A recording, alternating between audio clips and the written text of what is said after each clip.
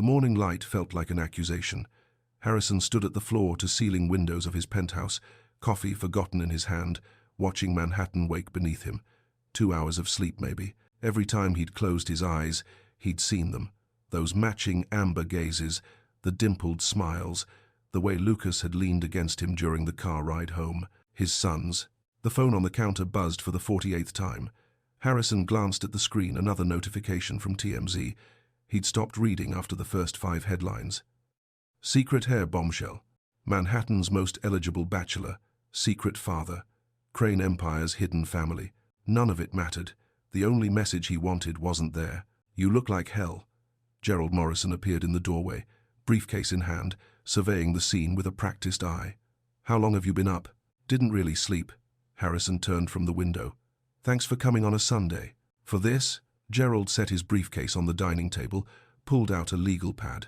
Harrison, every news outlet in the country is running your face next to those children. We need damage control.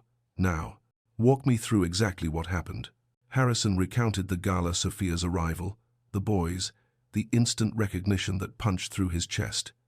Gerald took notes, his expression growing more concerned with each detail. And you're certain they're yours? Gerald's pen paused. Paternity established? Harrison pulled out his phone, swiped to the photos he'd taken in the car. Mateo and Lucas asleep against each other, Mateo's bow tie still crooked, Lucas clutching that stuffed lion. Look at them. Gerald studied the screen. The resemblance was undeniable, the same strong jaw, the distinctive cowlick, those eyes. We'll need a paternity test anyway, Gerald said, returning to his notes.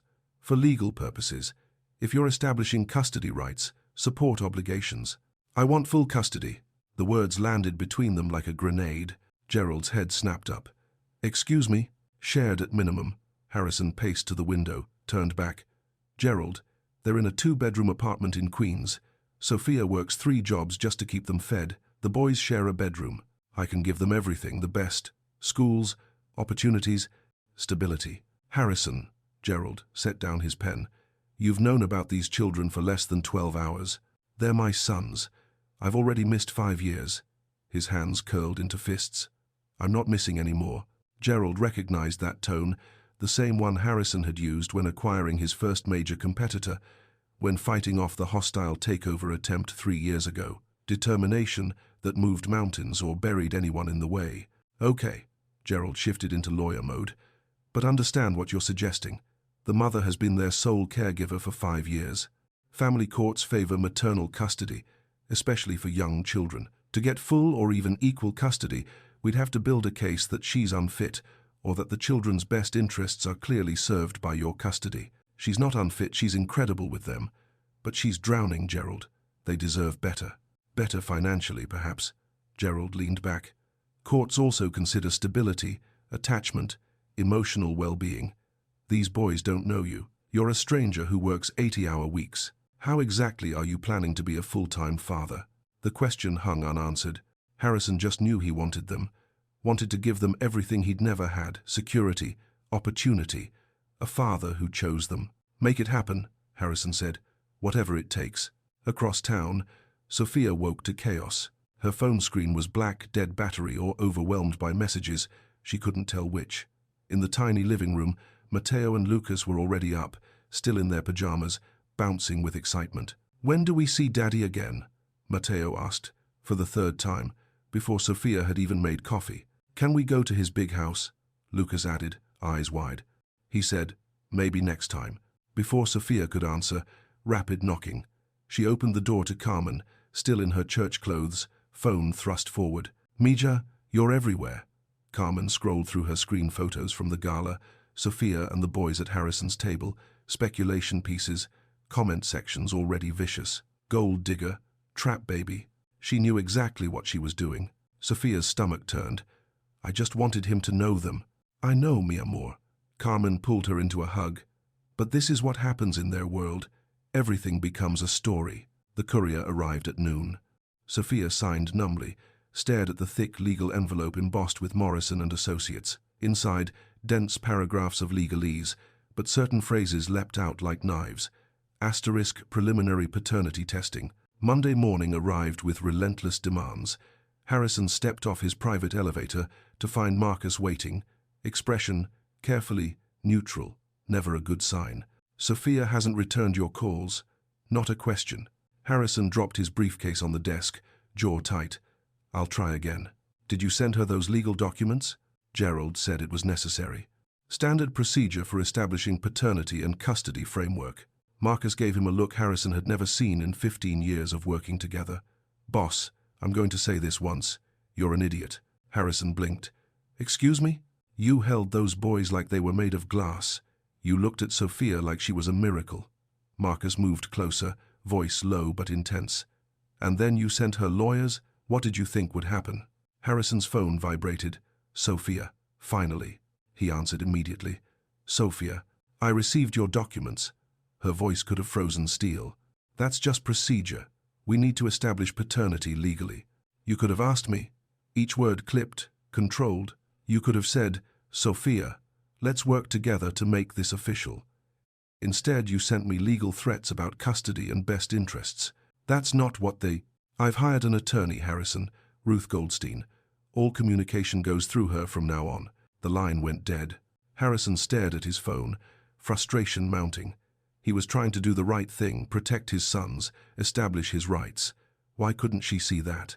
Gerald called 20 minutes later. Good news. Expedited paternity testing Wednesday at a neutral facility. You, the children, and Miss Martinez all present. Results 48 hours after. I want to see them before then. Legally, not until paternity is confirmed. We can request supervised visitation.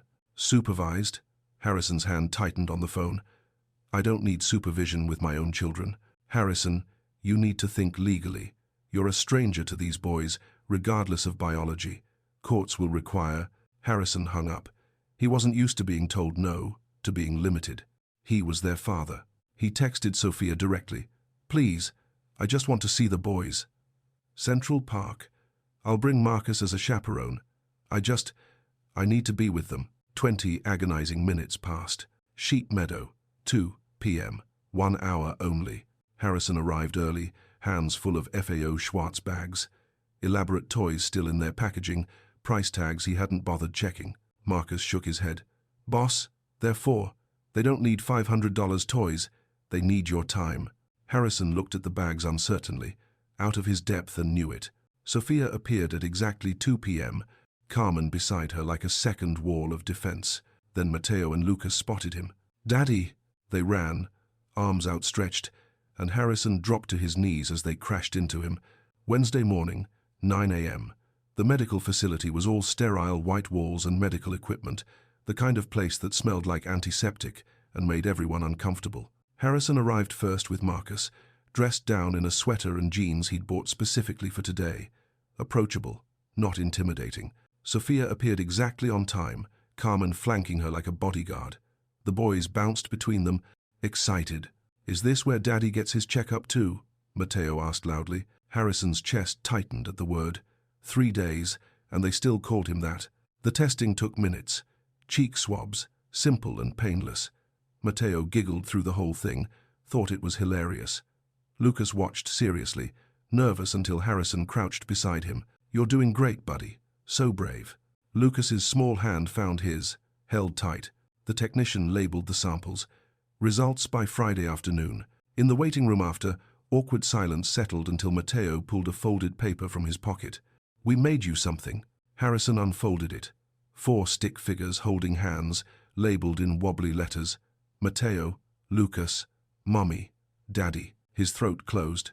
Sophia watched his face, something shifting in her expression. Can we get pancakes? Mateo asked suddenly. All of us together? Me, Joe. We need to get home. Please, Mommy. Lucas's amber eyes, Harrison's eyes went wide and pleading. Like a real family? Sophia's resolve wavered. Harrison saw it. Just breakfast, he said quietly. There's a diner 2 blocks from here. Let me treat us, please. Carmen touched Sophia's arm, nodded slightly. Sophia sighed. 1 breakfast. Carmen comes too. The diner was old-fashioned, red vinyl booths and laminated menus with crayons. The boys bounced in their seats, thrilled, while Harrison sat stiffly across from Sophia and Carmen, completely out of his element. Chocolate chip pancakes arrived, the boys' unanimous choice. Syrup everywhere.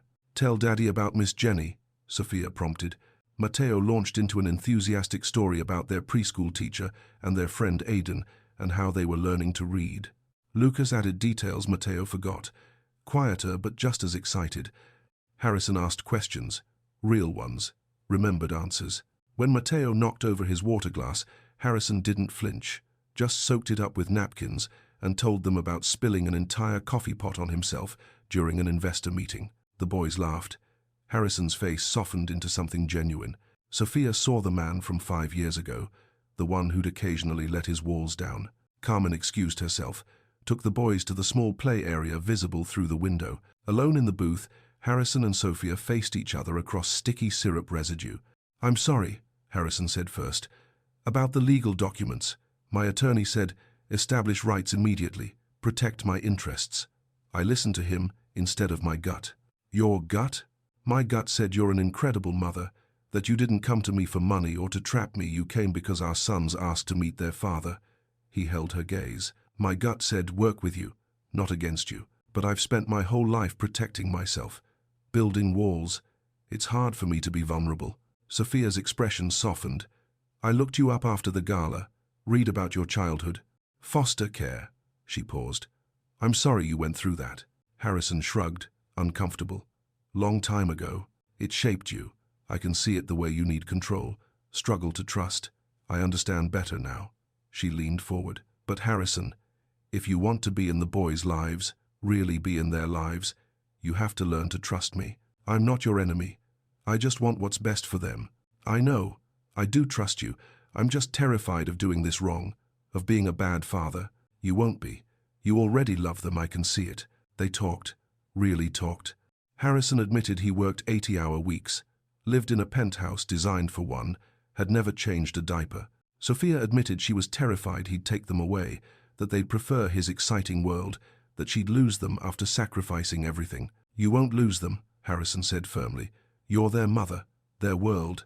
I don't want to replace you. I want to join you, be part of their team." Carmen returned with restless boys. Harrison paid, left a tip that made the waitress tear up. As they prepared to leave, Lucas tugged his sleeve. "Daddy, can you read us a bedtime story tonight?" Harrison's heart stopped. He looked at Sophia. She hesitated, nodded slowly. "If you're not busy with work, maybe 7 p.m., just for bedtime. I'll be there." The boys cheered.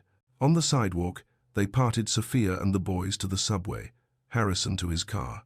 Tentative peace between them. Not trust yet, but the beginning. Harrison watched until they disappeared underground, then pulled out his phone. "Marcus, cancel everything tonight. I'm reading to my sons." Harrison stood outside Sophia's building at 6:45 p.m., clutching a bag from a children's bookstore. He'd spent an hour there, overwhelmed by choices, until the clerk took pity on him. Where the Wild Things Are, Goodnight Moon, The Giving Tree. His palms sweated more than before any investor pitch. Sophia answered his knock. The boys tackled him. "Daddy." The apartment smelled like tomato sauce and warmth. Lived in. Real. Nothing like his sterile penthouse, yet more like home than anywhere Harrison had ever been. "Bath time first," Sophia announced. "Then pajamas, then stories." Matteo grabbed his hand. "You can help, Daddy." Harrison looked at Sophia, panic flickering across his face. She suppressed a smile. "Welcome to parenting. Hope you don't mind getting wet." He'd never bathed children before, wasn't prepared for the splashing, the plastic boats, the negotiations over washing hair. Water went everywhere. Matteo dumped a cup over Harrison's head. "Oops!" Lucas dissolved into giggles. Harrison, soaked and laughing, realized he was having more fun than he'd had in years. Sophia watched from the doorway. This Harrison, playful, genuine, present, bore little resemblance to the cold employer who dismissed her 5 years ago. This man could be a real father. After baths, the boys piled onto their shared bed in pajamas. Lucas's astronauts, Matteo's puppies. Harrison and Sophia squeezed in beside them. Tight fit. Nobody minded. Harrison read Wild Things with dramatic voices that made the boys shriek. Sophia followed with Goodnight Moon in her gentle, soothing cadence. By the Giving Tree, both boys were drooping. Matteo fell asleep first, head on Harrison's shoulder. Lucas fought it longer but surrendered eventually, curled against Sophia. For minutes, they sat in nightlight glow with sleeping suns between them. Maybe this could work. They extracted themselves carefully, tucked the boys in. In the tiny living room, Sophia made tea. They sat on her second-hand couch, awkwardness returning without the boys as buffer. "Thank you for letting me do that," Harrison said quietly. "It meant everything. They loved it. They've never had," she trailed off. "Never had their father there," Harrison finished. "I'm sorry I missed so much. I'm sorry I didn't try harder to tell you. Should have confirmed what I saw, instead of assuming." Silence settled between them. "What happened to your teaching degree?" Harrison asked. "You were so close." Sophia's face clouded. 2 weeks from certification when I found out I was pregnant. Thought I could finish before they were born, but the pregnancy was complicated. High-risk twins, bed rest for 8 weeks. By the time they were born and out of NICU, the semester was over. Lost my enrollment. She stared at her tea. Then it was just survival mode. 3 jobs, 2 babies, no time for dreams. "Do you still want to teach?" She laughed sadly. "Want to? Yes, but it's not realistic. I have a standing acceptance to a graduate program at Columbia, defer it every year. Even if I could afford tuition, I can't afford the time. The boys need me." Harrison's mind calculated tuition costs, childcare solutions, how he could fix this. He stopped himself. She didn't want his charity. At 9 p.m., Harrison prepared to leave. Sophia walked him to the door. Awkward proximity in the small hallway. "Can I come back tomorrow night? I could bring dinner, maybe help with playtime." "They don't have homework, they're 4. Sophia smiled slightly. "But yes, you can come back. They'd love that." Harrison smiled, genuinely. It transformed his face. "Thank you, Sophia, for giving me this chance. I know I don't deserve it." "You do," she said softly. "Everyone deserves a chance to know their children." Harrison rode back to Manhattan in his expensive suit, still damp from bath time, hair messy from being climbed on. He felt something unfamiliar. Content. Not accomplished or successful or powerful. Just content. In her apartment, Sophia checked on the sleeping boys one more time, heart full of cautious hope. Maybe they could build something good from the wreckage. The next 2 weeks passed in a new rhythm. Harrison came to Sophia's apartment every evening after work, sometimes bringing dinner, learning quickly that the boys preferred simple pizza over fancy takeout. Sometimes he arrived in time to help with their name-writing practice, always staying for bath and bedtime. He learned their routines, their preferences, their moods. Lucas got cranky when tired. Mateo needed extra reassurance before bed. They both loved funny voices during stories. Friday afternoon, the paternity results arrived. Harrison stepped out of a board meeting when Gerald called. "The results are in. 99.99% probability. They're yours." Harrison had known already. Hearing it officially made it real. He immediately called Sophia. The results came through. "I know. I got the same call." Pause. "So, what now?" Harrison took a breath. "Now I'd like to formalize a co-parenting arrangement, not through lawyers fighting through us agreeing. What do you want, Sophia? What would make you feel secure?" That evening, after the boys slept, they sat at Sophia's small kitchen table with tea and legal pads. Over 2 hours, they hashed out a framework. Harrison would provide child support generous.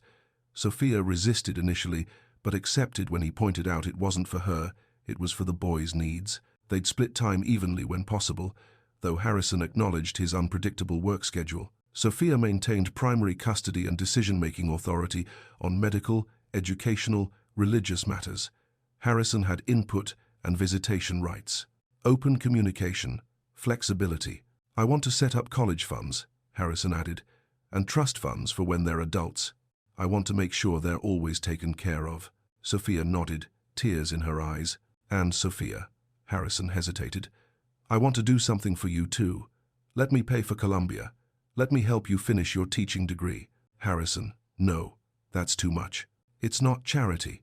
You sacrificed your dreams to raise our sons. Let me help you reclaim them. The boys are in preschool during the day. You could take classes, build toward your degree. I'll cover tuition and living expenses so you can quit your night jobs. Please." Sophia was torn between pride and longing. Carmen called out from the next room, "Say yes, Mija. Don't be stubborn." Sophia laughed through tears. "Okay, yes, thank you." 3 weeks after the gala, a new routine had established itself. The boys split their time between Sophia's Queen's apartment and Harrison's penthouse, 3 nights with Mum, 3 nights with Dad, alternating Sundays. It worked remarkably well.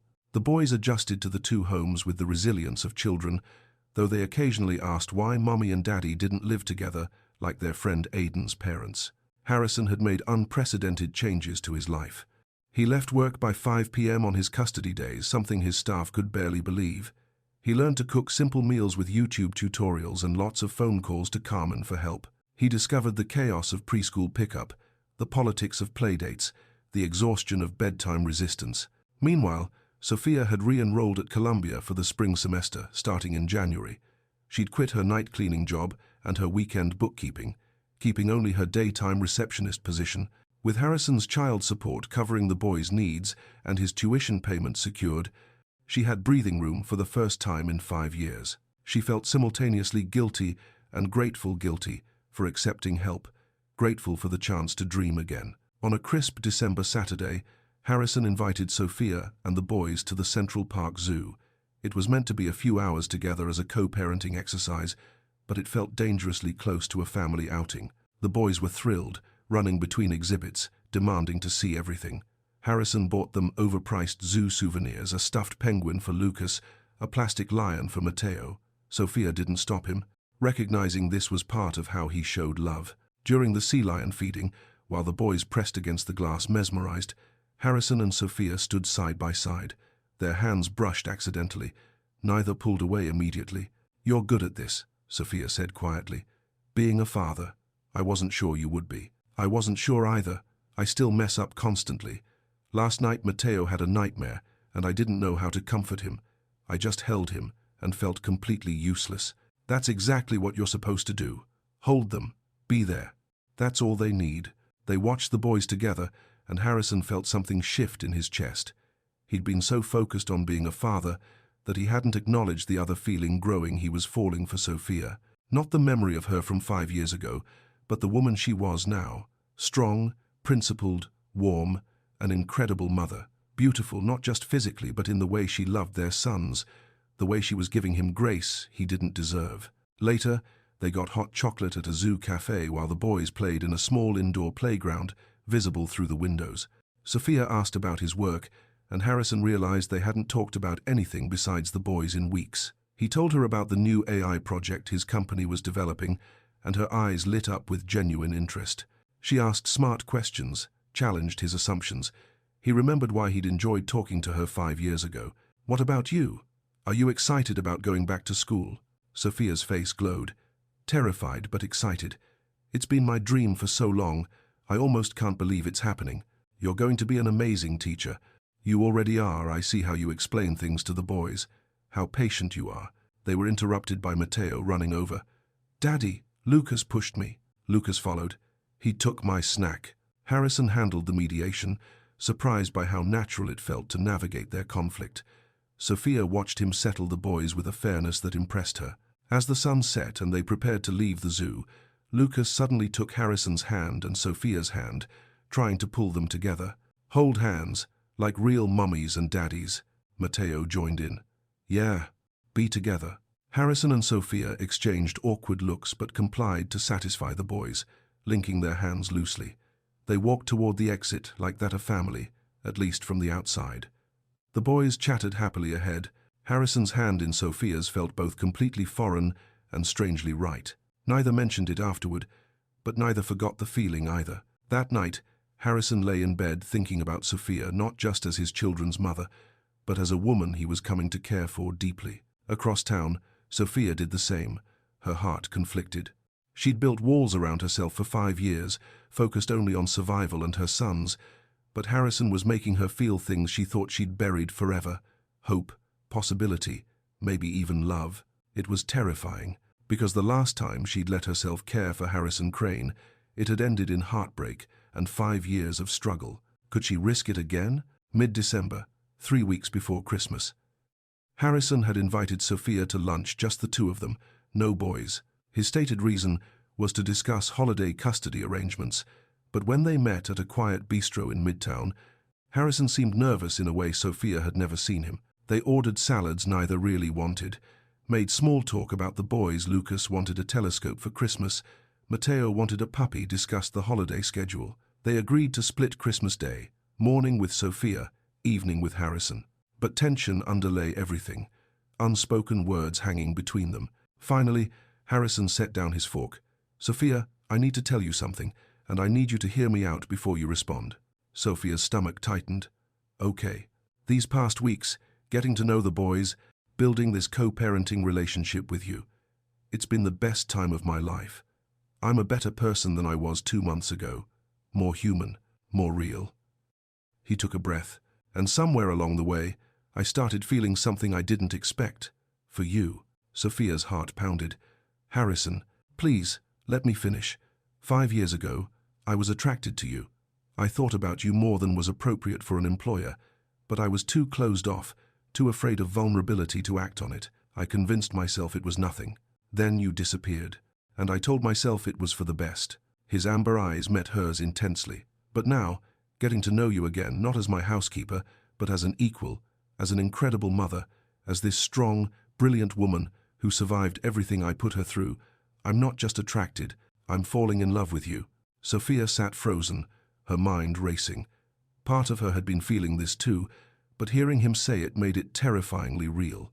"I know I have no right to ask anything of you. I know I hurt you 5 years ago, even if unintentionally. I know these past weeks have been about the boys, not us. But I can't keep pretending I don't feel this. I want to be more than co-parents, Sophia. I want to try to be a family, a real family. Not just for the boys, but for us." Sophia's eyes filled with tears. "Harrison, I don't know what to say. Say you'll think about it. Say there's a chance. Say I haven't completely ruined any possibility of us." Sophia stood abruptly, overwhelmed. "I need to think. I'm sorry. I need time." She left the restaurant, her heart pounding, her mind a mess of conflicting emotions. Harrison sat alone at the table, terrified that he'd just destroyed the fragile peace they'd built. That afternoon, Sophia went to Carmen for advice. Over coffee in Carmen's cozy kitchen, she poured out everything, her growing feelings for Harrison, her terror of being hurt again, her guilt about even considering a relationship when she should just focus on the boys. "Mija," Carmen said gently, "you're allowed to want things for yourself. You've sacrificed for 5 years. You're allowed to want love, partnership, happiness. But what if it doesn't work? What if we try and fail? It would mess up everything, the co-parenting, the boys' stability. What if it does work? What if you're denying yourself and those boys a real family because you're afraid?" That evening, Sophia picked up the boys from Harrison's penthouse for their transition. He answered the door looking exhausted, worried. The boys, oblivious to the adult tension, hugged their mother and chatted about their day. Harrison and Sophia exchanged loaded glances but said nothing in front of the children. As she was leaving, Harrison followed her to the hallway. "Sophia, I'm sorry if I overwhelmed you today. I couldn't keep it in anymore." Sophia looked at him, really looked at him. She saw the vulnerability in his eyes, the fear that mirrored her own. "I'm not saying no, I'm just saying, I need time. This is complicated, Harrison. We have the boys to think about." "I know. Take all the time you need. I'm not going anywhere." She nodded and left, the boys in tow. But as the elevator doors closed, she admitted to herself what she'd been denying for weeks. She was falling for him too, and that scared her more than anything. 2 days after Harrison's confession, Sophia called him. "Okay," she said simply. "Let's try. Slowly, carefully. Just, let's see what happens." Harrison's relief poured through the phone. "Really? You mean it?" "I mean it. But Harrison, the boys come first. Always.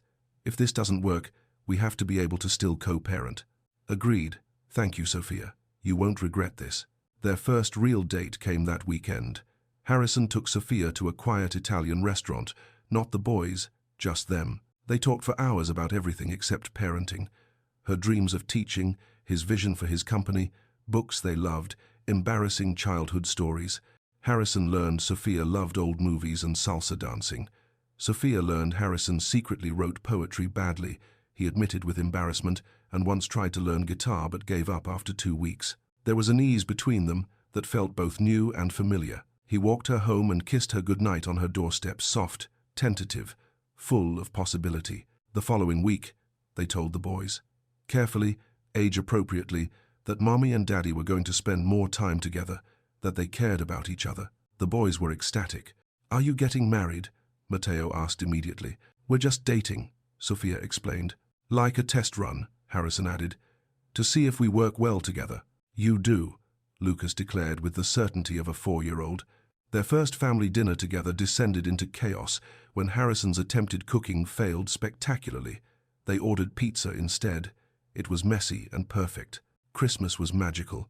The boys woke at Sophia's apartment, and Harrison was already there. He'd arrived at 6 because he couldn't miss it. The presents were thoughtful rather than extravagant. Lucas got his telescope and books about space. Matteo got art supplies and a dog training kit since he couldn't have a real puppy yet. Sophia tore up when she opened Harrison's gift: enrollment confirmation for her spring graduate courses and a beautiful leather journal with "For Professor Martinez" embossed on it. Harrison opened his gift from Sophia, a framed photo of him with the boys, all three asleep on his couch during movie night. Matteo draped over his chest, Lucas tucked under his arm. It became his favorite possession immediately. January arrived, and Sophia began her graduate program. Harrison adjusted his schedule to help with childcare on her class days. They functioned as true partners, trading off school pickup, coordinating schedules, tag-teaming bedtime. Sophia came home from her first week glowing. "I forgot how much I love learning." Harrison had never seen her happier. Sunday morning, February 3rd.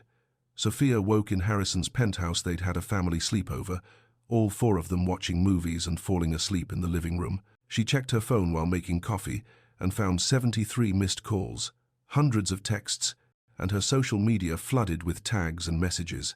Her stomach dropped. The first headline she saw: "Gold digger or victim? The truth about Harrison Crane's secret family." The article, published overnight by a major tabloid, was devastating. It featured an exclusive interview with Vanessa Whitmore, who painted a damning picture.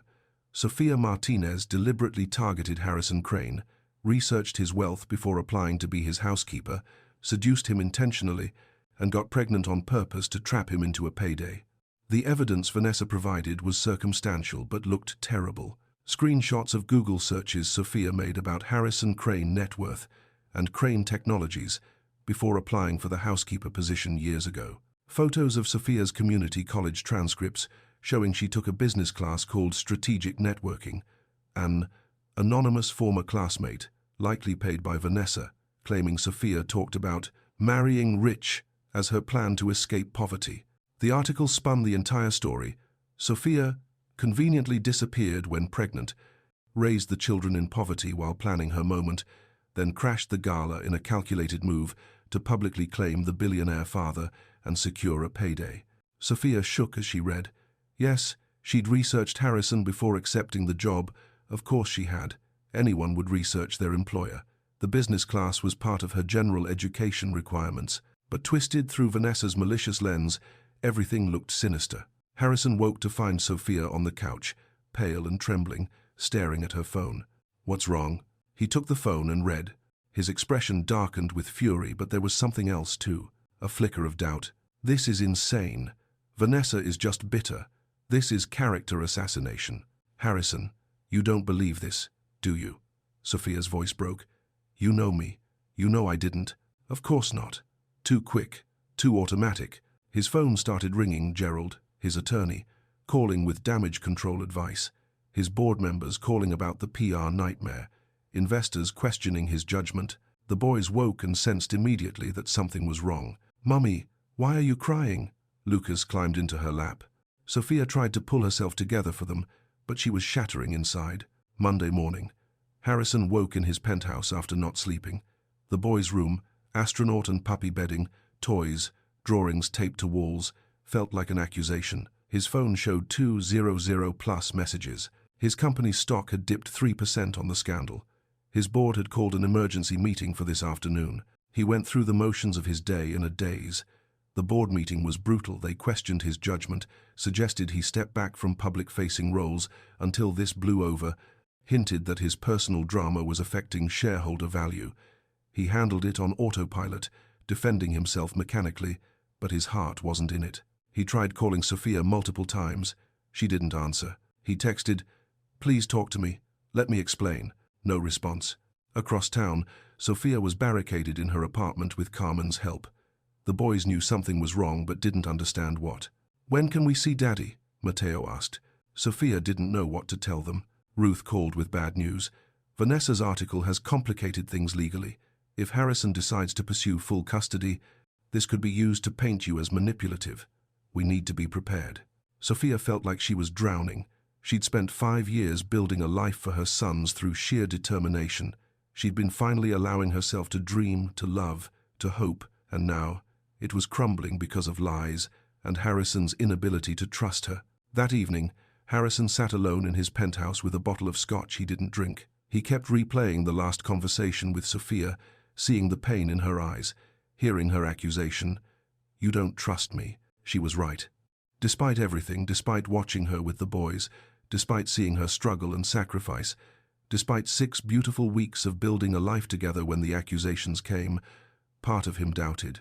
Not consciously, maybe not even fairly, but the doubt was there. That flicker of what if, that instinct to protect himself first. Marcus stopped by, ostensibly to drop off papers but really to check on his boss. He found Harrison staring out at the city lights. "You look terrible." "Thank you for that." "You're losing her. You know that, right?" Harrison didn't answer. Marcus sat down, abandoning professional distance. "Boss, I've worked for you for 15 years.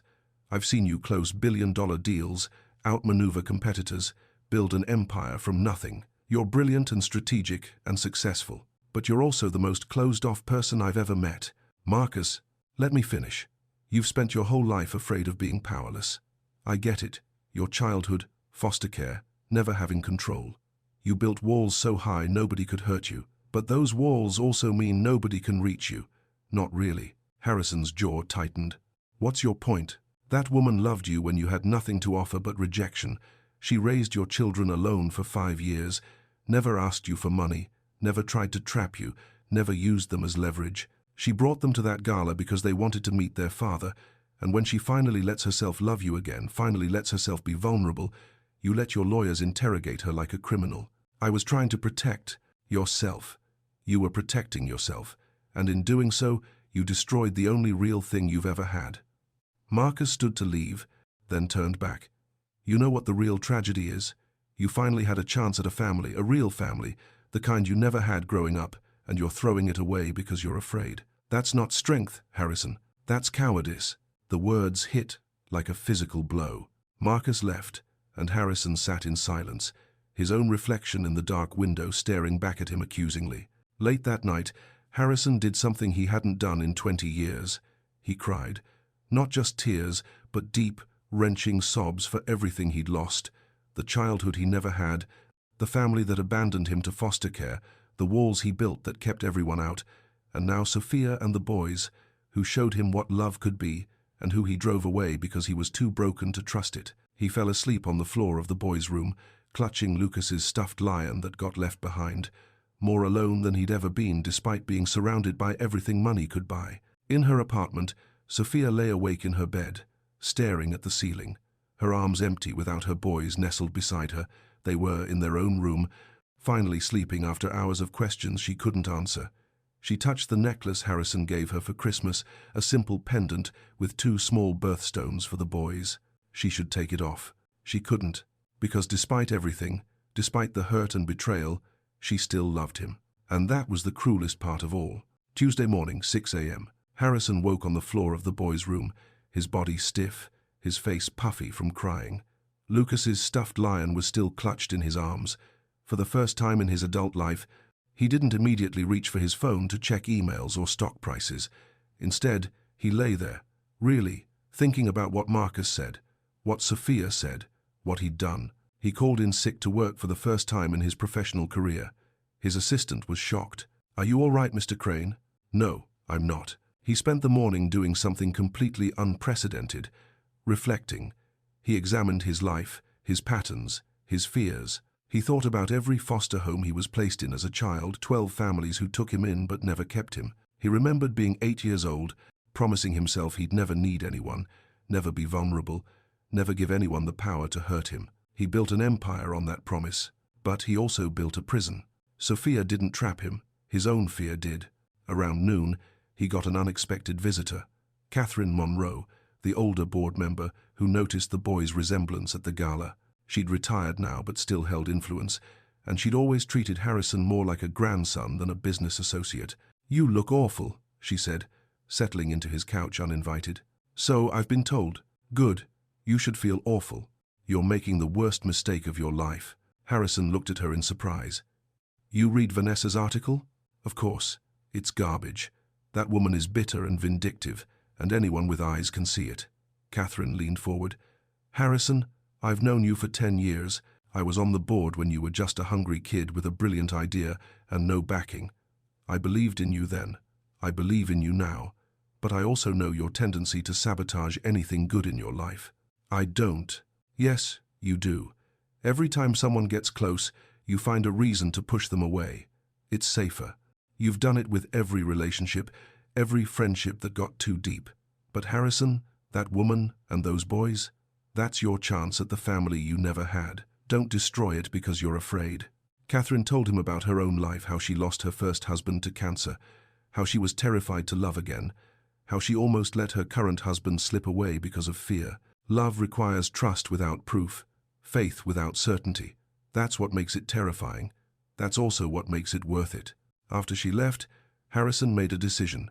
He called Gerald. Drop everything adversarial regarding Sophia. No more legal positioning, no more protection strategies. Draft a complete retraction and apology. "Harrison, that's legally inadvisable." "I don't care. Do it." Then he called his PR team. "I'm making a statement, not through you personally. Schedule a press conference for tomorrow morning. Mr. Crane, we strongly advise against." "I'm not asking for advice. Make it happen." Next, he did something that terrified him more than any business deal ever had. He called Sophia. She didn't answer. He left a voicemail. "Sophia, I know you probably don't want to hear from me. I know I hurt you in the worst possible way.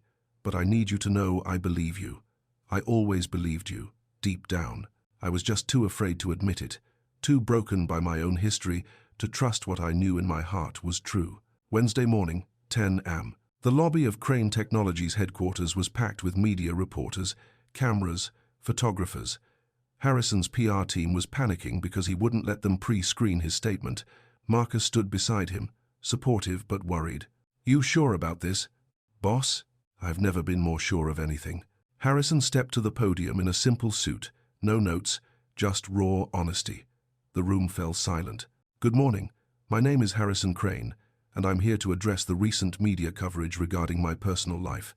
But I'm not here to spin or deflect or protect my image. I'm here to tell the truth." He took a breath. 5 years ago, Sophia Martinez worked as a housekeeper in my home. She was kind, bright, working her way through college while cleaning houses to make ends meet. We developed a friendship, maybe the closest thing I had to real human connection in my very isolated life. Then she quit suddenly, citing personal reasons. I was hurt but didn't pursue it. That was my first mistake. The cameras clicked rapidly. What I didn't know, what I couldn't have known because of my own emotional unavailability, was that Sophia was pregnant with my twin sons.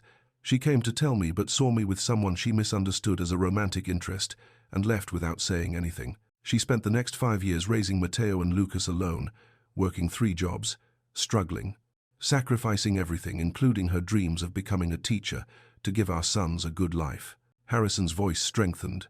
2 months ago, she came to my charity gala with our sons because they had discovered who their father was and begged to meet me. Not to trap me, not for money, but because 4-year-old boys wanted to know their daddy. He leaned into the microphone. Recent articles have suggested Sophia targeted me, seduced me, planned all of this as some kind of scheme. These allegations are categorically false, and I know they're false not because my lawyers investigated and cleared her, though they did. I know they're false because I know Sophia. I've watched her with our sons. I've seen her strength, her integrity, her love. I've seen her work herself to exhaustion while never asking me for a single dollar. I've seen her give me grace I didn't deserve and trust I hadn't earned. His amber eyes blazed. The woman described in those articles, calculating, manipulative, greedy. That's not Sophia Martinez. That's a fiction created by someone bitter about being rejected. The real Sophia is a woman who researched her potential employer before accepting a job which any intelligent person would do, who took a required business class as part of her degree, who protected our sons from a father she thought wouldn't want them, who raised them with such love that they're the most remarkable children I've ever known. Harrison's voice softened. I fell in love with Sophia, not despite these past months, but because of them, because she showed me what strength really is, what sacrifice looks like, what unconditional love means. She taught me that family isn't about money or status or control, it's about showing up, being present, trusting, even when it's terrifying. His jaw tightened. And then, when these accusations emerged, I failed her. Harrison entered Sophia's apartment for the first time in 4 days. The boys were playing in the living room with Carmen, who immediately scooped them up. Your father is here, niños, and I think he has something to say. Mateo and Lucas ran to Harrison but stopped short, suddenly shy. They sensed something had happened but didn't fully understand what. Harrison knelt to their level, his eyes filling with tears.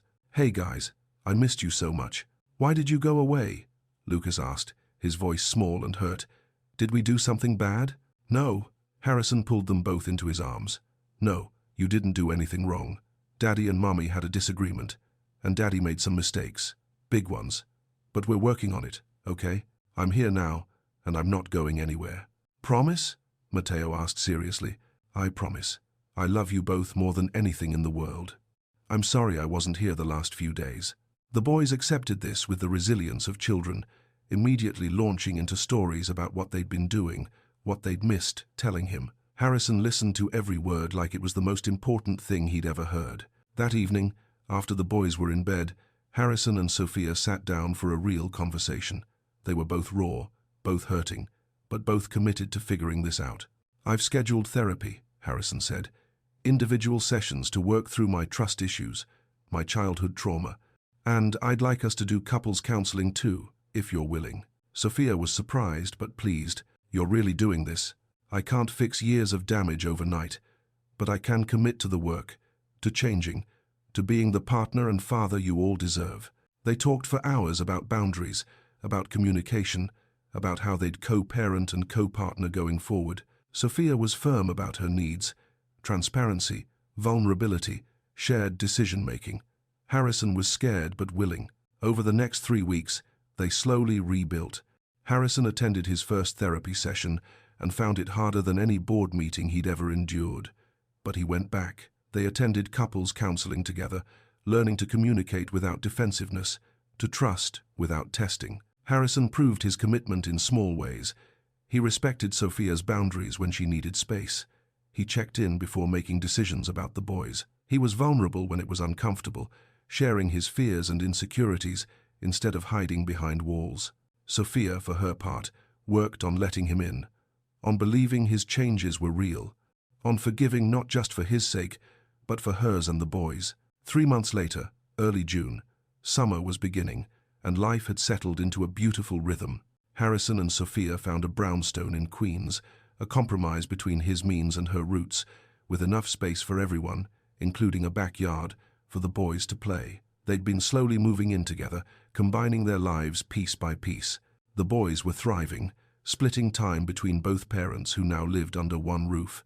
Sophia was excelling in her graduate program, on track to finish her teaching certification by next spring. Harrison had stepped back slightly from the day-to-day operations of his company, promoting a COO and limiting his hours to be more present for his family. It was the boys' 5th birthday, a backyard party at their new home. Carmen was there, along with neighbors, some of the boys' preschool friends and their parents, and Marcus, who'd become a sort of honorary uncle. The yard was decorated with superhero and space themes, Mateo's rescue heroes and Lucas's astronauts, and there was an elaborate bouncy castle that was the hit of the party. Sophia was glowing, happy in a way Harrison had never seen her. She wore a simple sundress, her hair down, laughing as she chased the boys around the yard. Harrison watched her with such love it physically hurt. Marcus sided up to him. You're going to do it today, aren't you? Harrison nodded, touching the small box in his pocket. Think I'm crazy? I think you're finally doing something right. The party was winding down.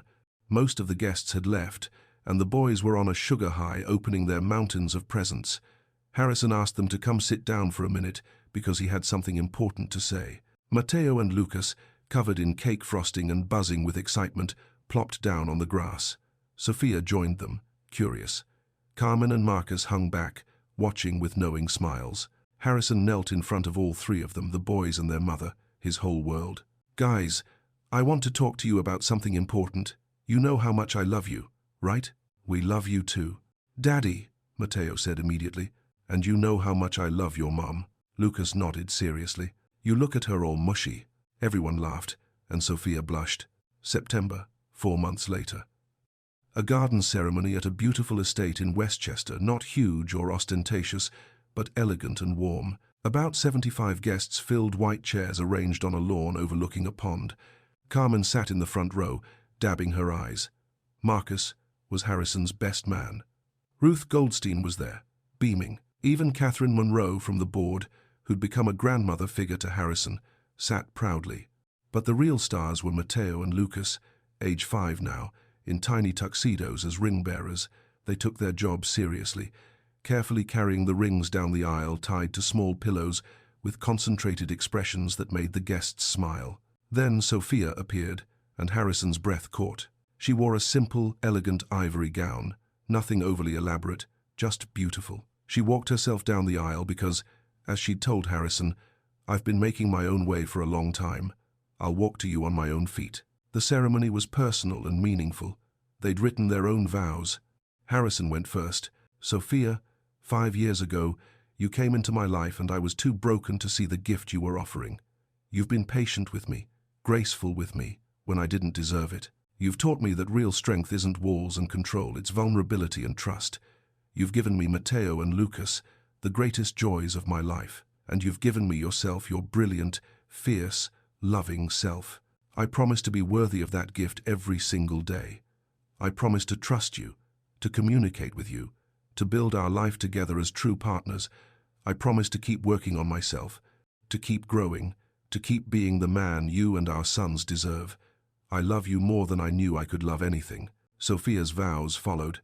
"Harrison, when I walked into that gala with our sons, I was terrified. I'd spent 5 years convinced I didn't need anyone, that I could do it all alone. But the truth is, I was lonely, I missed you, and I wanted our boys to know their father. You've exceeded every hope I had. You've shown up for them, for me, in ways that amaze me every day. You've proven that people can change, that trust can be rebuilt, that love is worth the risk. I promise to keep letting you in, even when it's scary. I promise to build this life with you as true partners.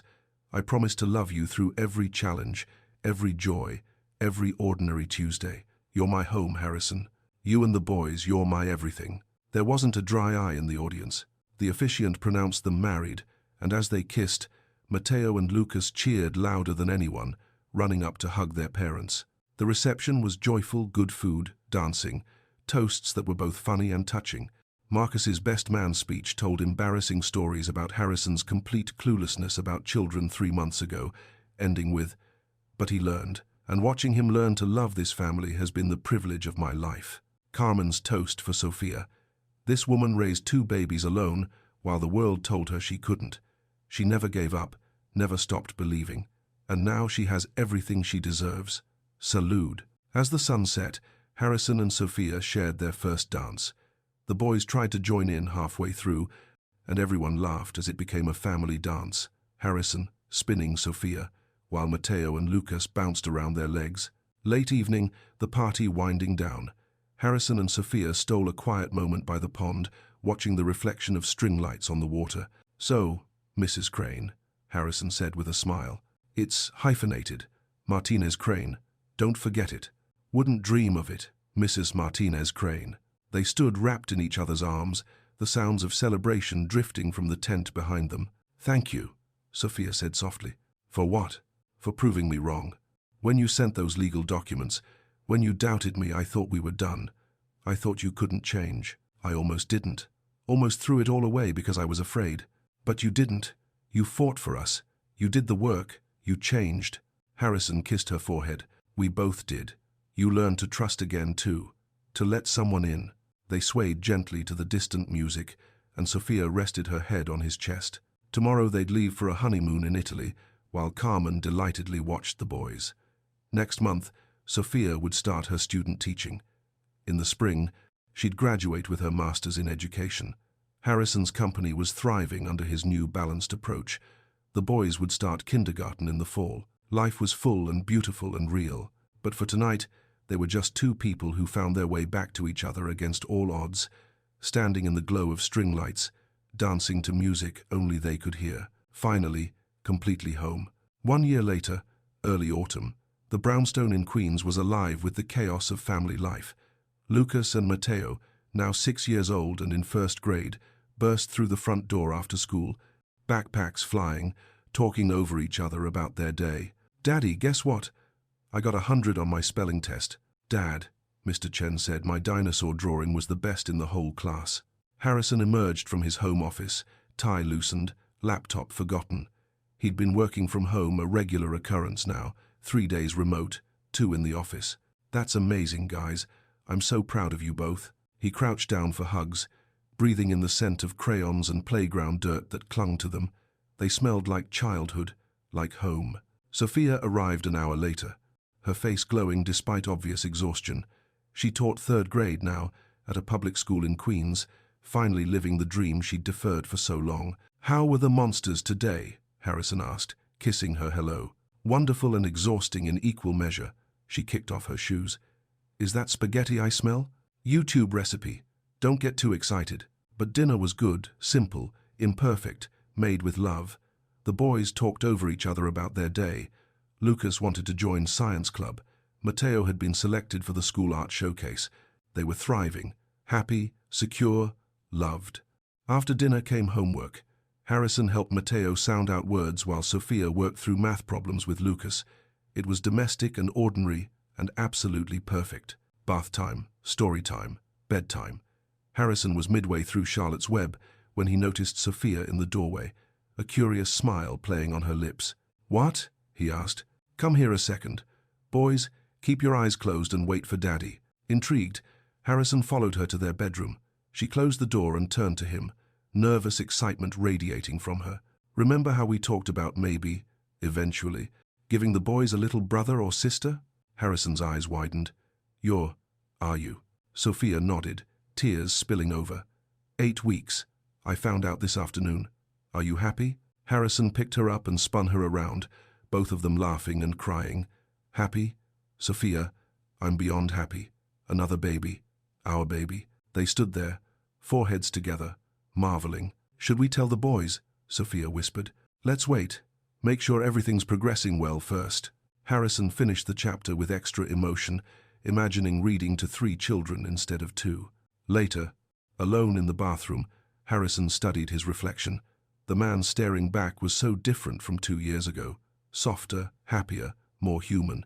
He had smile lines now from actual smiling. He thought about that night at the gala, how angry he'd been, how that condescending invitation was meant as cruel entertainment, how Mateo and Lucas walked in wearing tiny tuxedos and changed everything in an instant. He joined Sophia in bed, pulling her close.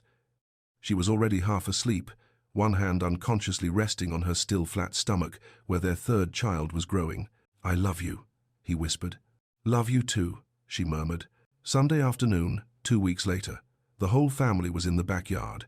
Harrison had set up Lucas's telescope, an upgrade from his Christmas gift, to look at the sun safely with a special filter. Mateo was creating an elaborate rescue scenario with his toy animals. Sophia was reading on the porch, occasionally looking up to watch her family with a content smile. Carmen stopped by with fresh empanadas. They all ate together in the backyard, the boys getting more on their shirts than in their mouths. Marcus called to see if Harrison wanted to catch a game next weekend. Their friendship had deepened beyond professional into genuine brotherhood. As the sun began to set, casting golden light across the yard, Harrison looked around at this life he'd built. Not perfect, nothing ever was. There were still hard days, still moments when his old fears surfaced, still challenges in blending their histories and baggage. But it was real, it was theirs, and it was everything. "Daddy, come see. I saved all the animals." Mateo ran over, tugging his sleeve. "And I can see a sunspot. Come look," Lucas added. Harrison grinned, letting himself be pulled in 2 directions by his sons. Sophia watched them, her hand unconsciously moving to her stomach again, and thought about the journey that brought them here, from that terrifying night at the gala to this peaceful Sunday afternoon. She caught Harrison's eye across the yard. He winked at her, that dimpled smile she loved so much lighting up his face. They made it. Through doubt and fear and walls and pain, they made it to the other side. To this, a family, messy and real, and full of love. And as the fireflies began to emerge in the gathering dusk, Matteo and Lucas chased them around the yard, their laughter rising into the evening air, while their parents watched hand in hand, no longer broken, no longer alone, but finally, beautifully, whole. Monday morning arrived without Harrison having slept. He stood in the doorway of the boys' room, unable to cross the threshold. Matteo's puppy-covered bedding lay rumpled where he'd last jumped on it. Lucas's telescope sat on the nightstand, positioned toward a window that faced nothing but other buildings. Crayon drawings covered one wall, stick figures of their family, all holding hands. Daddy, Mommy, Matteo, Lucas, in wobbly letters beneath each one. Harrison's phone buzzed for the 100th time. 212 messages now. He scrolled through them mechanically. Board members demanding answers, investors questioning his judgment, PR advisors outlining damage control strategies. His company's stock had opened down 3%. Not catastrophic, but enough to make shareholders nervous. The emergency board meeting was scheduled for 2 o'clock. He showered, dressed, went through the motions of preparing for battle. But when he looked in the mirror, the man staring back seemed hollow, a well-tailored suit on an empty frame. The board meeting was exactly as brutal as he'd anticipated. This reflects poorly on the company's leadership, Jameson, from Institutional Investments, said, his tone clipped. Your personal life is now a liability. We're suggesting you step back from public-facing responsibilities, another board member added. Just until this settles. Harrison defended himself with the same strategic precision he'd used to build his empire. Words flowed automatically, addressing concerns, outlining mitigation strategies, projecting confidence he didn't feel. But his heart wasn't in it. For the first time in his professional life, he simply didn't care what they thought. What did it matter if he retained his position if he'd lost everything else? After the meeting, he tried calling Sophia, straight to voicemail. He texted, "Please talk to me. Let me explain." No response. He tried again an hour later. "I'm sorry. I know I hurt you. Please just let me try to fix this." Nothing. Across town, Sophia sat in her darkened living room while Carmen made tea neither of them would drink. The boys were in their room, supposedly napping, but she could hear them whispering to each other. They knew something was terribly wrong. "When can we see Daddy?" Matteo had asked that morning, his lower lip trembling. Sophia had no answer. "Did Daddy go away forever?" Lucas had whispered. She'd pulled them both close, fighting back tears. "No, baby. Daddy loves you. This is grown-up stuff. You didn't do anything wrong." But she didn't know if that was true. Maybe Harrison had already decided they were too much trouble. Maybe the doubt had won. Ruth called just after noon with news that made Sophia's stomach drop. "Vanessa's article has complicated things legally," the attorney said without preamble. "If Harrison decides to pursue full custody, his lawyers could use this to paint you as opportunistic, manipulative. We need to prepare for that possibility." He wouldn't. But even as Sophia said it, she remembered his silence during Gerald's interrogation, his failure to defend her. Maybe he would. She'd spent 5 years clawing her way through poverty, working herself to exhaustion, sacrificing everything for her boys. She'd finally let herself hope for love, for partnership, for a future that didn't require choosing between her dreams and her children. And now it was crumbling because Harrison couldn't see past his own fear. That evening, Harrison sat alone in his penthouse with an untouched glass of scotch. The city glittered below, indifferent to his pain. He kept replaying the moment Sophia had looked at him and said those words. "You don't trust me." She was right. Despite watching her pour love into their sons every single day, despite seeing her work 3 jobs while never asking for a dime, despite 6 weeks of building something real together, when Vanessa's accusations came, when the pressure mounted, part of him had doubted. Not loudly, not consciously even, but that flicker of what if had been there. That instinct to protect himself first, to question, to let lawyers build walls between them. The door opened. Marcus walked in without knocking, executive assistant privileges earned over 15 years. "You look terrible," he said flatly. "Your observational skills remain sharp. You're losing her. You know that, right?" Harrison said nothing. Couldn't. Marcus sat down, abandoning the professional distance he usually maintained. Boss, I've worked for you for 15 years. I've seen you close billion-dollar deals, outmaneuver competitors who should have crushed you, build an empire from absolutely nothing. You're brilliant, strategic, successful. Is there a point coming? You're also the most closed-off person I've ever met. Harrison's jaw tightened. Marcus, no. Let me finish. Marcus leaned forward. You've spent your whole life afraid of being powerless. I get it, 12 foster homes, never being chosen, aging out of the system alone. You built walls so high nobody could hurt you. But those walls also mean nobody can reach you. Not really. What's your point? That woman loved you when you had nothing to offer but rejection.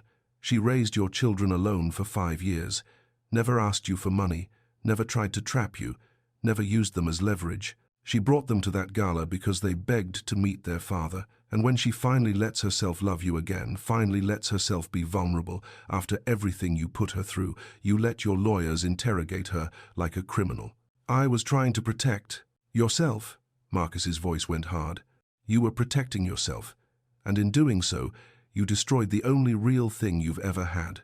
He stood to leave, then paused at the door. You know what the real tragedy is? You finally had a chance at a family, a real family, the kind you never had growing up, and you're throwing it away because you're afraid. That's not strength, Harrison. That's cowardice. The door closed with a quiet click. Harrison sat in the silence, Marcus's words echoing. His reflection in the dark window stared back, accusing. Coward. Late that night, something inside him broke. The tears came without warning, deep, wrenching sobs that tore from his chest. He cried for the little boy who'd been abandoned by his birth parents, for the child who'd been shuffled through 12 homes, never good enough to keep, for the walls he'd built that had protected him from pain, but also from love. He cried for Sophia's face when she'd looked at him and seen his doubt, for the boys who didn't understand why Daddy wasn't coming home, for the family he'd finally found and driven away because he was too broken to trust it. He ended up on the floor of the boys' room, clutching the stuffed lion Lucas had left behind. The plush fur was soft against his cheek, still smelling faintly of the lavender detergent Sophia used. More alone than he'd ever been, surrounded by everything money could buy and none of what mattered. In her apartment, Sophia lay in her empty bed, staring at shadows on the ceiling. Her arms felt wrong without the warm weight of her boys. They were in their own room tonight, finally sleeping after hours of questions she couldn't answer. She touched the necklace Harrison had given her for Christmas. 2 small birthstones, flanking a simple pendant. She should take it off. Her fingers wouldn't cooperate. Because despite everything, despite the hurt and the doubt and the lawyers and the betrayal, she still loved him. And that was the cruelest part of all. Tuesday morning, 6 a.m. Light crept through the window of the boys' room, grey and reluctant. Harrison opened his eyes to find himself still on the carpet, one arm numb beneath him, Lucas's stuffed lion pressed against his chest. His suit jacket was twisted around his torso. His face felt swollen and tight. He lay there without moving, staring at the glow in the dark stars. Mateo had insisted they stick to the ceiling. They'd lost their charge hours ago, just pale stickers now against white paint. For the first time in his adult life, he didn't reach for his phone. Instead, he listened to the silence of his penthouse, heard how empty it sounded without small feet running, without Lucas's careful questions or Mateo's enthusiastic chatter, without Sophia humming in the kitchen while she made breakfast. You're throwing it away because you're afraid. Marcus's words circled his mind like birds of prey. That's not strength. That's cowardice. His phone buzzed on the nightstand where he'd left it. He ignored it, let it vibrate itself into silence. Around 7, he finally stood. His body protested. 48 hours of tension had knotted every muscle. He made coffee he didn't drink, stared at his laptop without opening it. At 8:30, his assistant called. Mr. Crane, the morning briefing starts in 30 minutes. Should I? I'm not coming in. A pause. I'm sorry? I'm sick. Cancel everything. Are you all right? Genuine concern colored her voice. In 15 years, he'd never called in sick. Never missed a meeting that mattered.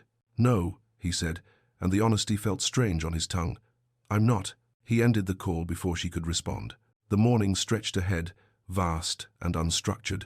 No meetings to attend, no fires to put out, no deals to close, just him and the wreckage of his life. Harrison walked through his penthouse, really seeing it for the first time in years.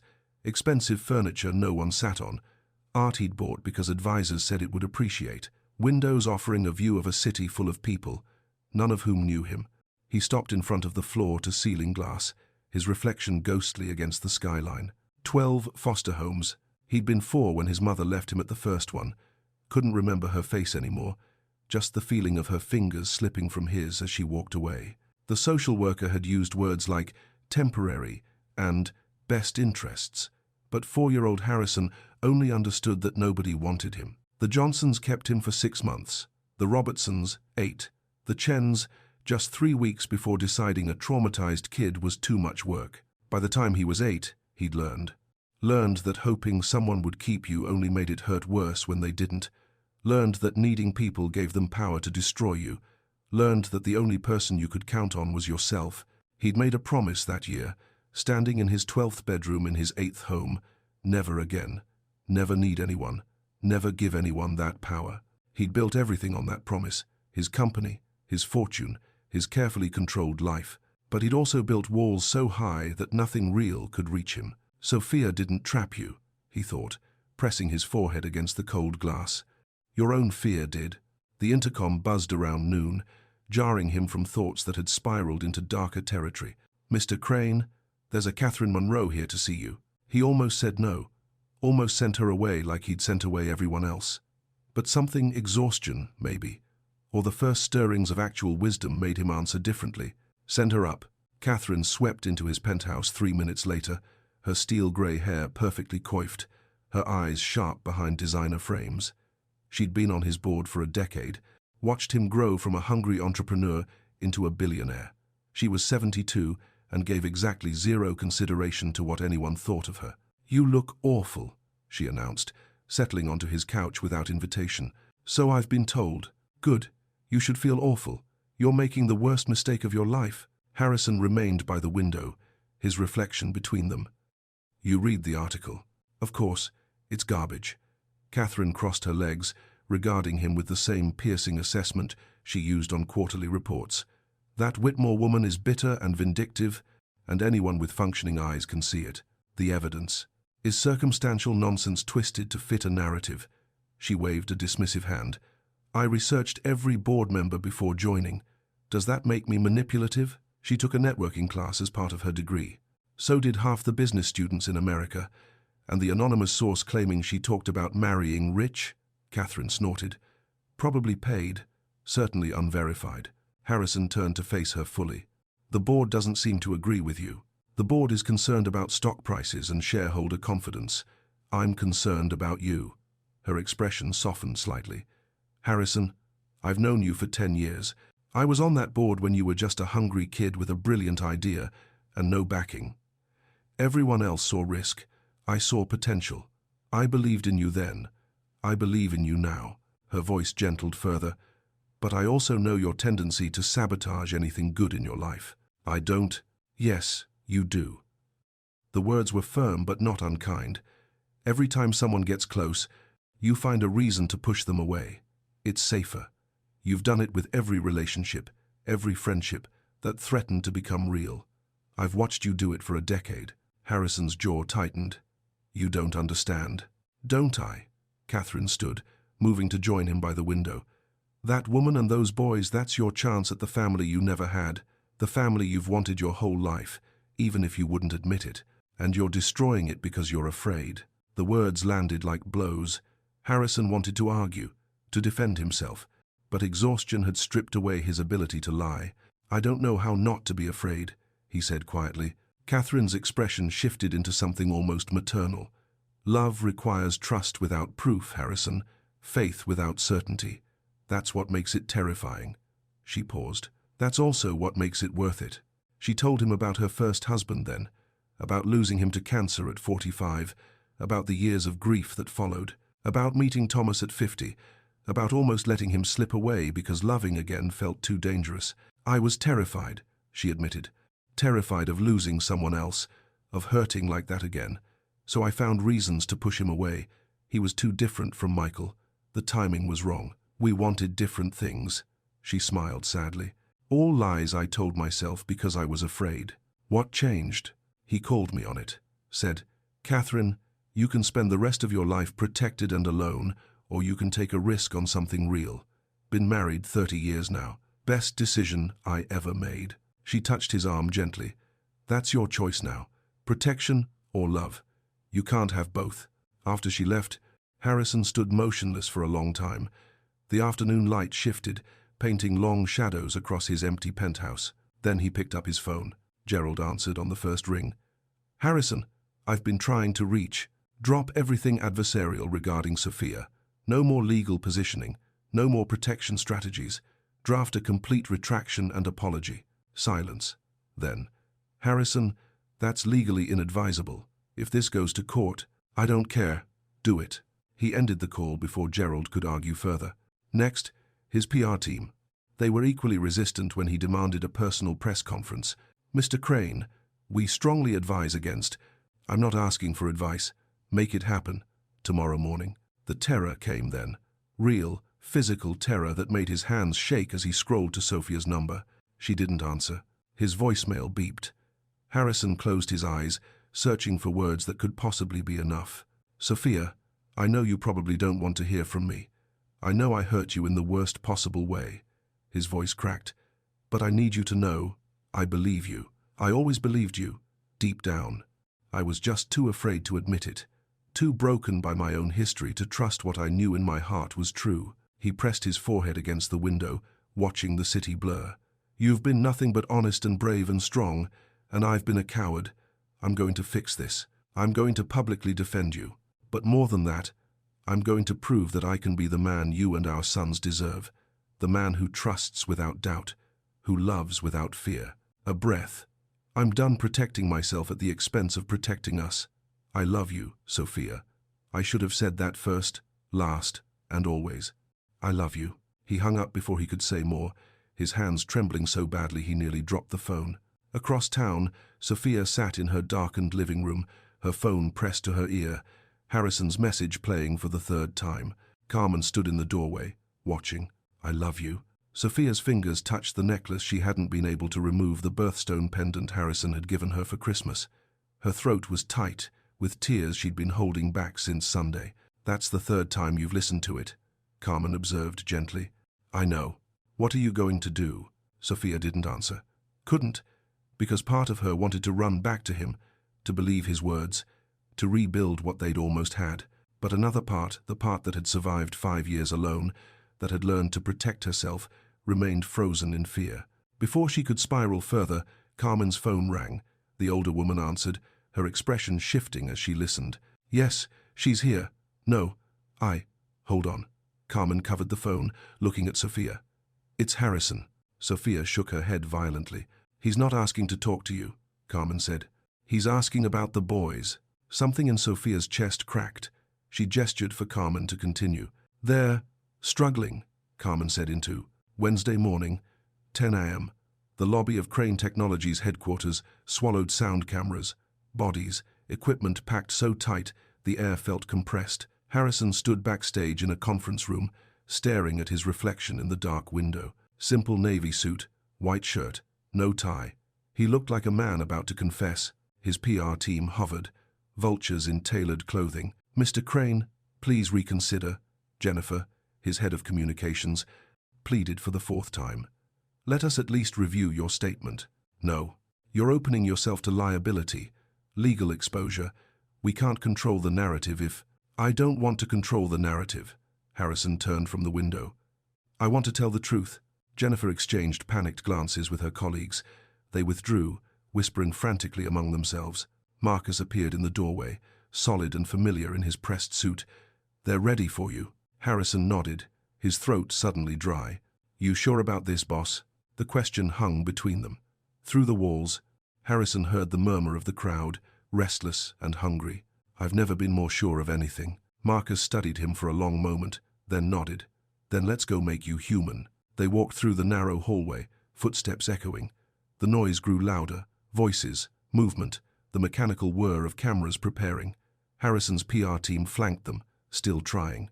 If you won't let us screen it, at least stick to the key points. Don't deviate. Don't engage with... Harrison stopped walking. I appreciate your concern, but I'm doing this my way. He stepped through the door. The lobby erupted, flashes, shouts, bodies surging forward against the velvet ropes. The podium stood on a small platform, microphones bristling like porcupine quills. Behind it, the Crane Technologies logo gleamed. Harrison walked to the podium. The room didn't quiet immediately. He had to wait, standing there while cameras clicked and reporters positioned themselves. His hands gripped the edges of the podium. Finally, relative silence. "Good morning," his voice came out steady. "My name is Harrison Crane, and I'm here to address the recent media coverage regarding my personal life." Pens poised, cameras zoomed. "But I'm not here to spin or deflect or protect my image. I'm here to tell the truth." He released the podium, standing straighter. 5 years ago, Sofia Martinez worked as a housekeeper in my home. She was kind, bright, working her way through college while cleaning houses to make ends meet. We developed a friendship, maybe the closest thing I had to real human connection in my very isolated life. Harrison's car idled at the curb outside Sofia's building for 10 minutes before he killed the engine. His hands gripped the steering wheel, knuckles white. 4 days. 4 days since he'd seen his sons, since he'd held Sofia, since everything shattered. The climb to her third-floor apartment felt like scaling Everest. He knocked. Footsteps approached Carmen's deliberate shuffle, not Sofia's lighter tread. The door opened, and Carmen's expression said everything. Disappointment, protectiveness, a sliver of hope. "Your father is here, niños." She raised her voice toward the living room. "And I think he has something to say." Thundering footsteps, then sudden silence. Harrison stepped inside.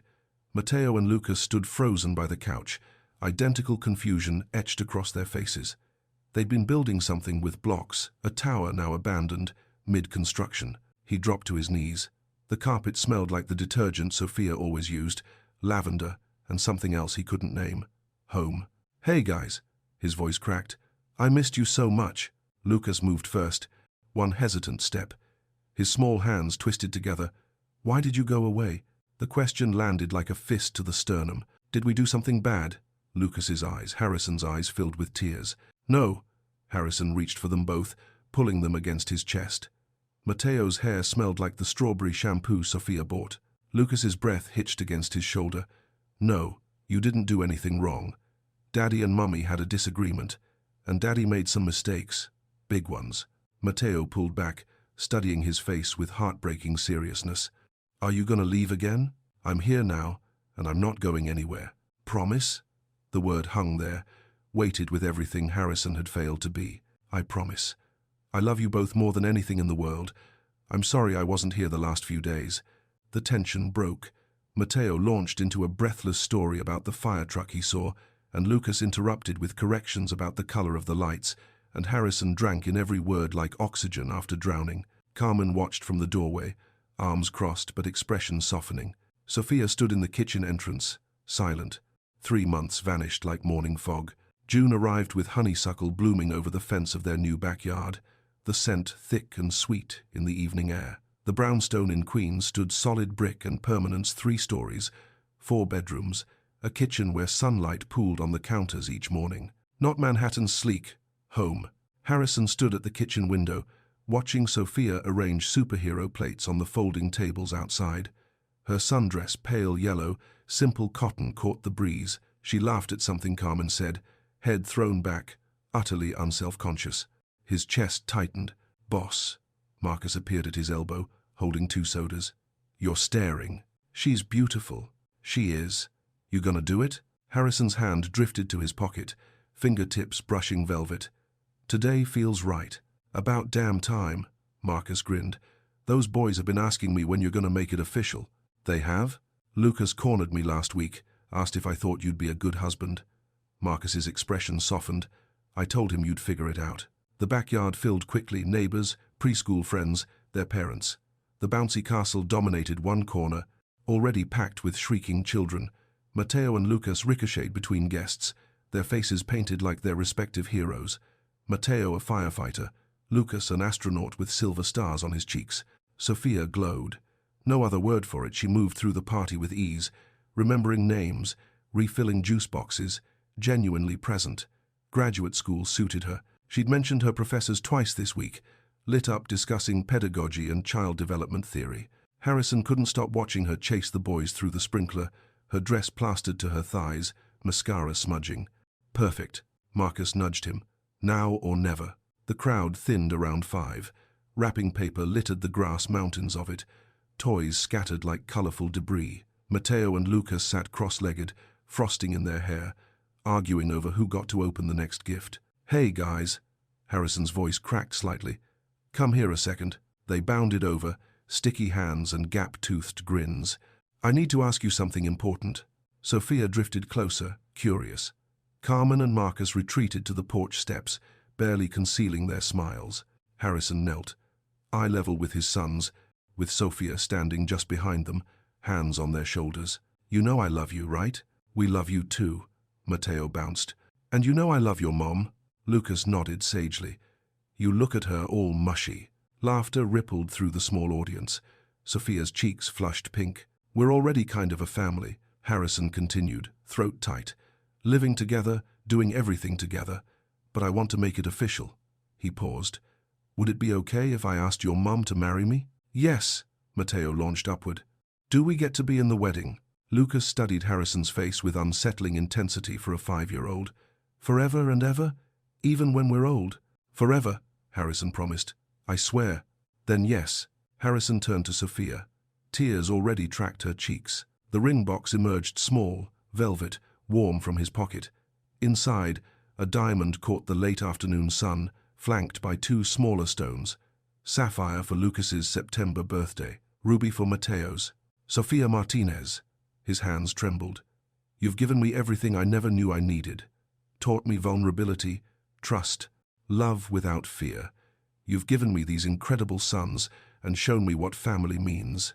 He swallowed hard. "I don't deserve you, but I'm asking anyway. Will you marry me?" "Yes." Barely a whisper, then louder. "Yes, of course yes." The ring slid onto her finger, perfect fit, like he'd known it would be. The boys tackled them both, a tangle of limbs and laughter and frosting sticky hugs. Carmen sobbed openly. Marcus scrubbed his eyes, muttering about allergies. Evening settled soft and purple over the yard. The boys finally crashed, sugar-buzzed and exhausted. Harrison and Sophia sat on the back steps, fireflies beginning their nightly dance. Sophia kept turning her hand, watching the diamond catch porch light. "Thought you weren't rushing," she teased. "I'd marry you tomorrow." She leaned into him, solid and warm. "September, small ceremony." "Perfect." Silence wrapped around them, comfortable, complete. The future stretched ahead, no longer terrifying but exhilarating. "Thank you," Sophia whispered, "for not giving up." "Never." Harrison kissed her temple. "You're my home, all of you. We love you too, forever." Above them, stars emerged one by one. Inside, their sons dreamed of weddings and forever families. They'd fought for this, bled for it, worth every moment. September arrived dressed in gold. The estate sprawled across Westchester Hills, gardens terraced down to a pond where willow branches dragged the water. 75 white chairs faced an arbor wound with ivory roses. Simple, elegant. Sophia's choices, every detail. Carmen sat front row, tissue pressed to her eyes before the ceremony even started. Ruth Goldstein beamed beside her, hands folded over her purse. Catherine Monroe, silver-haired and regal, occupied the seat Harrison reserved for family. Marcus stood at the altar in his best suit, best man to a boss who'd become a brother. The string quartet began. Matteo and Lucas appeared at the garden gate, 5 years old and solemn in matching tuxedos, ring pillows clutched tight. They walked in careful synchronization, Matteo's tongue poking between his lips in concentration. Lucas's eyes locked on the ivory ribbons, securing the rings. The guests smiled, whispered. 1 or 2 laughed softly at the boys' fierce determination. Harrison watched his sons approach, throat burning. They reached the arbor without incident, presented the rings with theatrical bows that drew scattered applause, then scurried to Carmen's lap. The music shifted. Sophia stepped into view. Harrison forgot to breathe. The gown was ivory silk, simple lines, no embellishment, flowing from her shoulders to the grass. Her dark hair swept up, a few curls escaping at her temples. She carried white roses, nothing elaborate. She walked alone.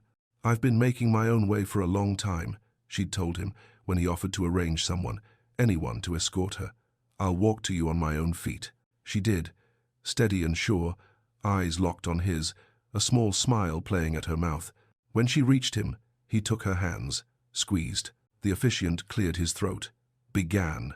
Harrison barely heard the opening words. His entire world had narrowed to Sophia's face, the warmth of her fingers, the impossible reality that she was here, choosing him, despite everything he'd done to lose her. Harrison has prepared his own vows, the officiant announced. He swallowed, found his voice. Sophia, 5 years ago, you came into my life and I was too broken to see the gift you were offering. His voice cracked. He pushed through. You've been patient with me, graceful with me, when I didn't deserve it. You've taught me that real strength isn't walls and control, it's vulnerability and trust. Sophia's eyes glistened. You've given me Matteo and Lucas, the greatest joys of my life, and you've given me yourself, your brilliant, fierce, loving self. I promise to be worthy of that gift every single day. 1 year later, the brownstone wore autumn like a crown. Lucas and Matteo burst through the front door at 3:15 sharp, backpacks abandoned mid-hallway, voices colliding over each other in their race to tell everything at once. And then Tyler said his hamster can do tricks, but I don't think. Miss Rodriguez picked my painting for the showcase, Daddy, mine. Harrison emerged from his home office, laptop forgotten, and dropped to one knee. 2 6-year-olds crashed into him with the force of small meteors. Slow down. He caught Matteo's face between his hands. One at a time. Lucas first. Lucas launched into a breathless explanation about science club and magnets and how Tyler's hamster probably couldn't really do tricks because hamsters don't have the right kind of intelligence, which he knew because he'd been reading about animal cognition. Matteo waited exactly 12 seconds before interrupting with details about his painting, a firefighter rescuing a puppy, and how it would hang in the main hallway where everyone could see it. Harrison listened to every word like scripture. An hour later, Sophia pushed through the door, canvas bag slung over one shoulder, face bright with the particular glow of someone living a long, deferred dream. Third graders, she announced, were both exhausting and magnificent. Today they debated whether dragons could really fly given their probable weight to wingspan ratio. She'd let the discussion run 20 minutes past the lesson plan because it was too good to interrupt. Harrison met her at the door with a kiss that made the boys groan theatrically. Dinner was spaghetti, nothing fancy, sauce from a jar, salad from a bag, but the table was loud with conversation. Lucas detailed his plan to build a model solar system for Science Club. Matteo described every brushstroke of his firefighter painting. Sophia shared her student who'd finally mastered long division after weeks of struggle. Harrison watched his family over pasta and felt his chest expand with something too big for his ribs. After dinner came homework at the kitchen table. Harrison guided Matteo through reading comprehension while Sophia walked Lucas through fraction problems. Then bath time, less splashing now that they were 6, but still plenty of negotiations over hair washing. Story time found them piled on Lucas's bed, Harrison reading Charlotte's Web in voices that made the boys giggle. He was midway through Wilbur's panic about the word radiant when movement in the doorway caught his eye. Sophia stood there, arms crossed, smile playing at her lips. What? Come here a second. She tilted her head toward the hallway. Boys, keep your eyes closed and wait for Daddy. Harrison followed her to their bedroom, curiosity prickling. She shut the door and turned to face him, nervous energy crackling off her skin.